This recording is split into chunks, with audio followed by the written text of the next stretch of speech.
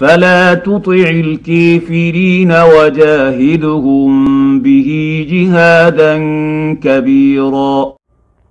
Donc, au sujet de la taqiyya, euh, quand on nous accuse de cela, en fait, il y a 5 choses, 5 pièges dans lesquels il ne faut pas tomber. Donc là, c'est quelque chose de... Là, on est dans le domaine de la rhétorique, en fait. La première des choses, c'est de ne jamais se laisser coincer dans la position de coupable. Donc, c'est ce que je viens de dire. Jamais se mettre en état de défensive et de dire non, mais ce n'est pas comme ça, mais ce n'est pas comme ça. Il ne faut pas se mettre dans cette position-là. Lorsque quelqu'un nous accuse de quelque chose, eh bien, on doit dire oui,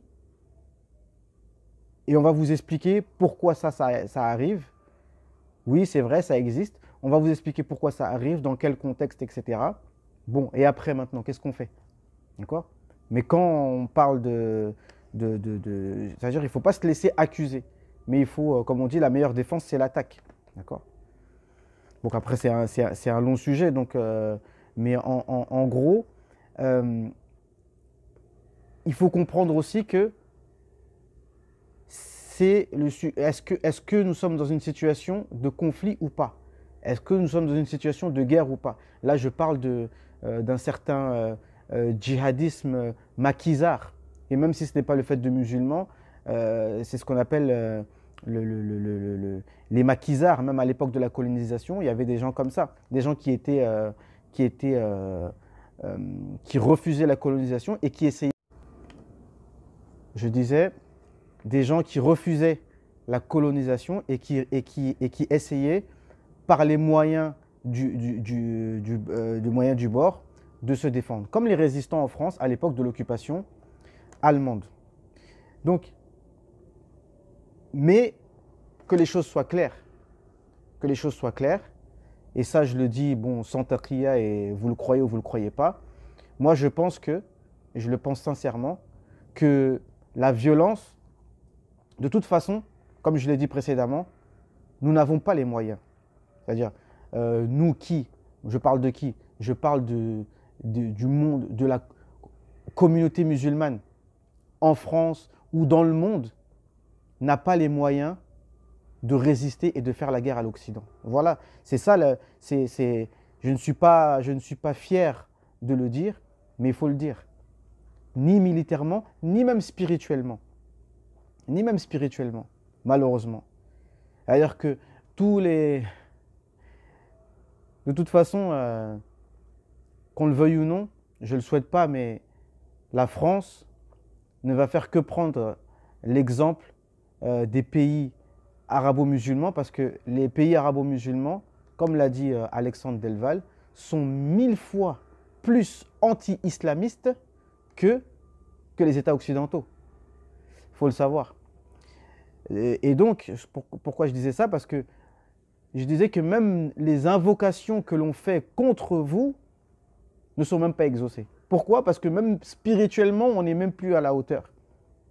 On n'est même plus au niveau de pouvoir vous résister. Et je disais ça parce que depuis quelques années, en Égypte, les prières, les invocations contre les injustes sont interdites en Égypte, pour vous dire. Même en France, on n'est pas arrivé à ce stade-là. Mais comme je vois que monsieur, le président égyptien, est venu visiter Macron, donc je pense qu'ils vont s'échanger des expériences, malheureusement. Bref, donc ne pas se mettre dans la position du coupable. D'accord? Et expliquer les choses clairement. Mais bon, ça, c'est des sujets sur lesquels on reviendra et sur lesquels il faut répéter. Parce qu'eux, ils ne se lassent pas de répéter les choses. Donc nous aussi, il faut qu'on répète bien. Peut-être que là, je n'ai pas été clair. Des fois, quand je parle, les gens se disent oui, on n'a pas bien compris ce que tu as dit. Est-ce que c'est pas bien clair ta position? Mais à force, vous comprendrez bien ce que je dis. Au fur et à mesure des interventions, vous comprendrez bien quel est mon propos, Inch'Allah ta'ala. Le deuxième point, c'est de ne pas essayer de se défendre sur tous les points. Et ça, c'est pareil, que ce soit dans le sujet dont je parle, même la religion, les disputes entre mari et femme et les disputes entre les personnes et les débats entre les personnes. Il y a des fois, on arrive à un stade où chaque parole qu'on nous dit, on a envie de la contredire. Chaque parole, ça veut dire qu'on arrive à un stade dans la conversation où la moindre chose qu'on va nous dire, on va dire non, c'est pas ça, non, c'est pas ça. Non, il faut garder la tête froide et de temps en temps être capable de dire oui, ça c'est vrai, oui, ça, bon, ça, j'ai pas de réponse, ça, laissons de côté. Voilà. Et c'est, même si on avait envie de manipuler les gens, eh ben, ce serait une bonne manière de manipuler les gens. C'est-à-dire de dire oui, tu as raison sur ce point-là. Parce que ça tranquillise la personne en face. Que de temps en temps, que la personne sente que tu l'écoutes et que de temps en temps, tu dis oui, sur ce point-là, tu as raison. D'accord? Et ça, c'est important. De ne pas essayer inutilement de se défendre sur chaque point. D'accord? Troisième chose, lorsqu'on développe un argument, il faut qu'on soit le plus précis possible. Donc que ce soit chiffré, que ce soit argumenté, que ce soit appuyé par des faits irréfutables. Et ça, c'est très important. Donc ça, c'est un travail que nous devons tous faire. Quatrièmement, donc ne pas se laisser coincer, comme je disais, dans le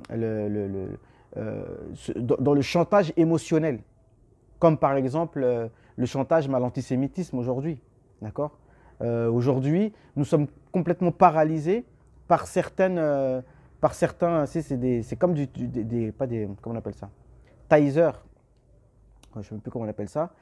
Des lasers paralysants. On te dit antisémite, par exemple conspirationniste, etc. C'est des mots comme ça, islamistes. Et donc nous, du coup, ça nous paralyse. C'est-à-dire il y a certaines choses qu'on va s'auto-censurer, on ne va pas dire, parce qu'on a peur d'être traité d'antisémite. On ne va pas dire telle chose parce qu'on a peur d'être traité d'islamiste. On ne va pas dire telle chose parce qu'on a peur d'être traité de complotiste. Donc toutes ces choses-là, il faut être immunisé contre cela. Parce que ça s'appelle un terrorisme intellectuel et émotionnel aussi. D'accord ? Qu'on répète perpétuellement. Mais à partir du moment où on est sous cette emprise, bah, on est mort. D'accord ? Et cinquième chose, c'est de ne pas chercher à tout prix à plaire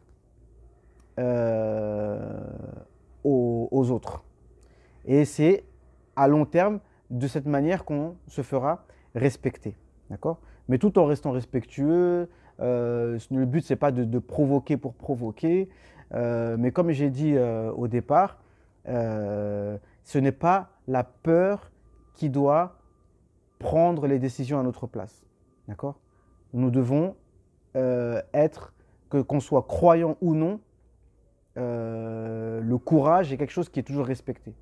Après, maintenant, c'est vrai qu'il y a cette question entre le courage et la sagesse. Entre le courage et la sagesse.